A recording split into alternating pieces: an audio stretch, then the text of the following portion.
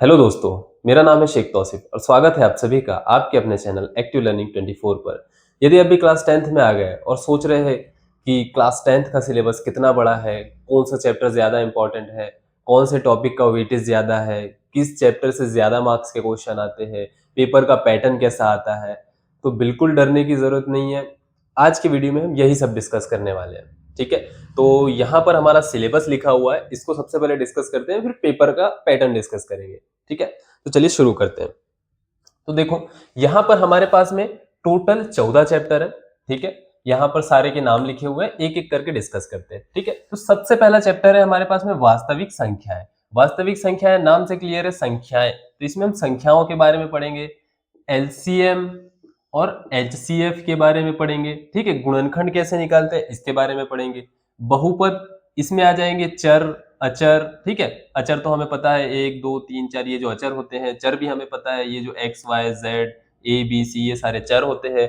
इनकी घात, 2 घात, 3 घात, 4 घात। ठीक है, ये बहुपद में आ जाते हैं। ठीक, इसमें हम बहुपद के शून्य कैसे निकालते हैं ये सब पढ़ेंगे। ठीक है, उसके बाद आते हैं दो चर वाले रैखिक समीकरण। कितने चर वाले? दो चर वाले। दो चर मतलब कि समीकरण में कितने चर आएंगे? दो चर आएंगे, यानी कि एक्स और वाई आ जाएगा, या फिर ए और बी आ जाएगा, या सी और डी आ जाएगा, ये सारे चर है। ठीक है, दो चर वाले रैखिक समीकरण। रैखिक मतलब घात एक, इससे ज्यादा घात नहीं जाएगी। अगर एक्स की घात 2 और वाई की घात 2 हो गई तो ये फिर रैखिक समीकरण नहीं रहेगा। दो चर वाला जरूर रहेगा, रैखिक नहीं रहेगा। ठीक है, तो घात यहां पर एक रहेगी। ठीक, ठीक है, तो ये हम इसमें पढ़ेंगे। द्विघात समीकरण नाम से क्लियर है, द्विघात यानी कि घात दो होने चाहिए। तो एक्स का वर्ग धन एक्स धन 7, ये हो गया समीकरण। ऐसा कुछ भी हो सकता है। ठीक है, इसमें हम डिटेल में पढ़ेंगे। ठीक है, समांतर श्रेणियां यानी कि एपी, इसका नाम भी सुना होगा आपने, एपी। समांतर श्रेणी, समान अंतर से बनी हुई श्रेणियां समांतर श्रेणी। मान लो यहां पर 2 4 6 है ना, ऐसे करके यदि अगर श्रेणी चल रही है तो इसमें कितने का अंतर है? देखो, यहां पर 2 का अंतर है, यहां पर 2 का अंतर है, इसके बाद 8 आएगा, यहां पर 2 का अंतर है। तो अगला पद क्या आएगा ये हमें इसमें प्रिडिक्ट करना है। ठीक है, और इन सब का मिलाकर, जैसे मान लो यहां पर मैंने कितने 30 तक कर दिया। ठीक है, अब इन सब का, जितने इसके अंदर आने वाले हैं, इन सब का योग कितना होगा, ये सारी चीजें हम इसके अंदर पढ़ने वाले हैं। ठीक है, त्रिभुज, त्रिभुज तो सभी जानते हैं, तीन भुजाओं की बंद आकृति को त्रिभुज कहते हैं। ठीक है, ये छोटा सा बन गया बहुत। ठीक, तो इसमें हम त्रिभुज, कोण, त्रिभुज की समरूपता। अब समरूपता क्या होती है सर? देखो, एक ये बड़ा त्रिभुज है और एक सेम यहाँ पर छोटा त्रिभुज है।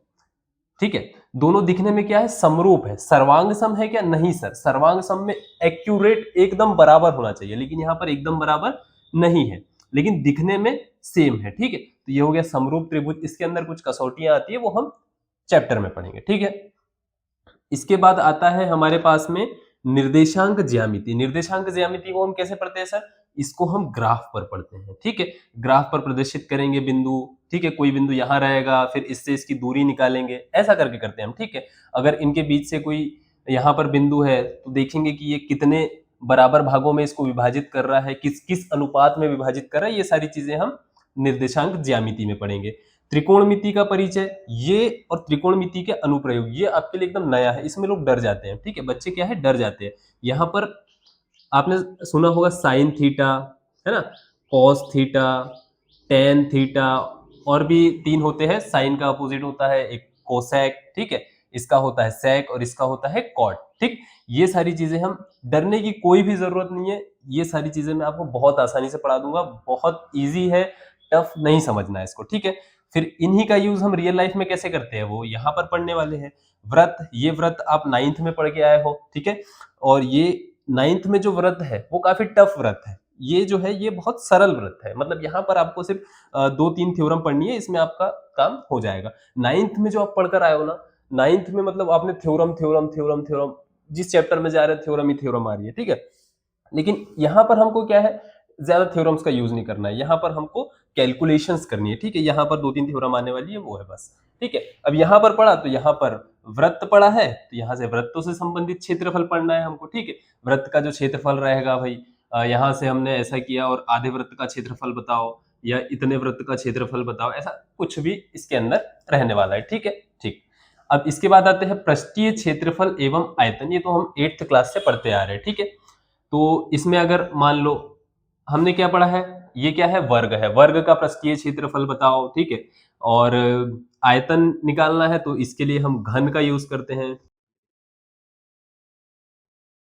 आई होप ये दिखाई दे रहा होगा और समझ आ रहा होगा, घन घनाभ ये सारी चीजें आपने सुन रखी होगी, ठीक है। तो इसमें हम यहाँ पर इसका क्षेत्रफल निकालते हैं, ठीक है। सांख्यिकी में क्या करते हैं हम लोग, ये भी आप पढ़ चुके हो, माध्य, माध्यक, बहुलक, ये सारी चीजें हम इसके अंदर पढ़ने वाले हैं, ठीक है। अब आती है प्रायिकता। प्रायिकता का मतलब क्या होता है, संभावना। यहाँ हम लोग संभावना बताते हैं, ठीक है। ये तो बहुत इजी चैप्टर है, ठीक है। अब इसमें हमको टफ क्या लगता है, एक ये लगता है क्योंकि इसमें बहुत सारे फॉर्मूले होते हैं, ये भी थोड़ा सा लगता है, ठीक है। ये वाला टफ में मैं स्टार बना देता हूँ, ठीक है। ये वाला टफ लगता है, ये वाला टफ लगता है, ठीक है।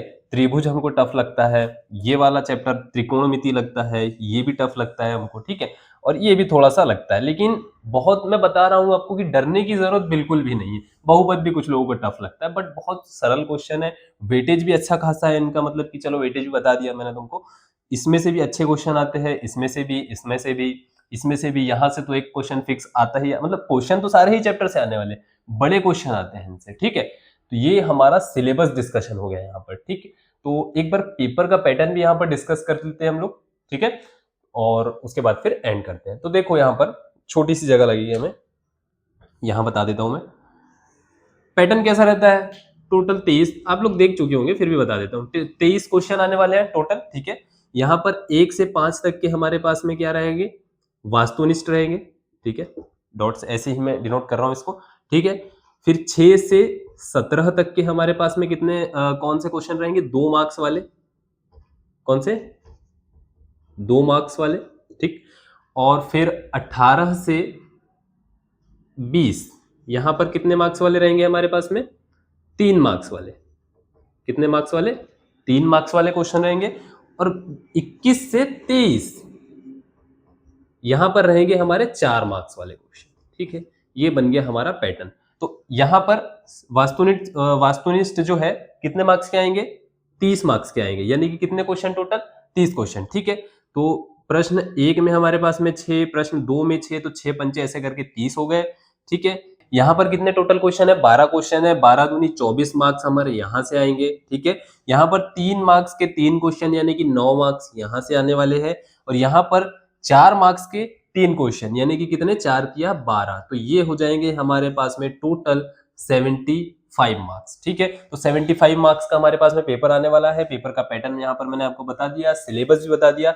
सिलेबस और पेपर के पैटर्न का पीडीएफ जो है वो आपको वीडियो के डिस्क्रिप्शन में मिल जाने वाला है। और मैथ्स आपको मिलेगा पेज नंबर 30 पर, ठीक है। इसको ध्यान रखना, पेज नंबर 30 पर, ठीक है। पेज नंबर 30 पर आपको मिल जाएगा, ठीक है। तो आप वहां से देख सकते हैं। और बाकी भी जो सब्जेक्ट है हमारे, हिंदी, इंग्लिश, विज्ञान, सामाजिक विज्ञान, ठीक है, तो ये सारी चीजें वहां पर आपको मिल जाएंगी, उर्दू वगैरह जो भी है, ठीक है। तो ये हमारा सिलेबस डिस्कशन हो गया, ये हमारा पेपर का डिस्कशन हो गया, ठीक है। तो नेक्स्ट क्लास जो रहेगी हमारी वो रहेगी चैप्टर 1 के इंट्रोडक्शन के ऊपर रहेगी, ठीक है। यहाँ पर इंट्रोडक्शन यानी कि परिचय हम लोग करने वाले हैं, ठीक है। तो ये परिचय हमारा यहाँ पर हम स्टार्ट कर देंगे, ठीक है। तो आज की वीडियो में इतना ही, आप हमारे साथ में बने रहिए। मैं आपको स्टार्टिंग से लेकर बोर्ड तक आपका सिलेबस यहाँ पर खत्म करवा दूंगा, और एक बार हम लोग प्रैक्टिस सेशन भी कर लेंगे, ठीक है। तो यदि आपको वीडियो पसंद आया तो वीडियो को लाइक कीजिए, चैनल को जरूर से सब्सक्राइब कीजिए और हमारे साथ में बने रहिए। Thank you very much.